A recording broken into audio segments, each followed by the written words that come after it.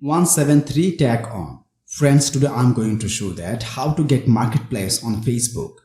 Friends, to get marketplace on Facebook, you have to use two methods. For the first method is you have to update your Facebook app from your App Store or Play Store. So I have the App Store, so I'll go on App Store. But if you have a Play Store, you have to go on Play Store. Then you have to write here FB or Facebook. Then tap on search.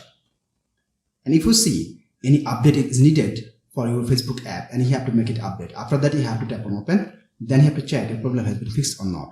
If not, then you have to go for the second method. Friends, for the second method, you have to tap on triple straight line, or you have to tap on the menu, then tap on settings and privacy. Then you have to go on settings. After that, you have to go on preferences. Then you'll find here navigation bar under the notifications, right? Just tap on navigation bar and you have to tap on customize the bar at the top. Now my friends, you can see the hidden option is marketplace and gaming. That means it will not show on the navigation bar, right? So if you tap on the drop down sign beside of the hidden, then tap on auto, it will be shown on the navigation bar within a few seconds. See my friends, already you can see the marketplace, right, on the navigation bar. So go back,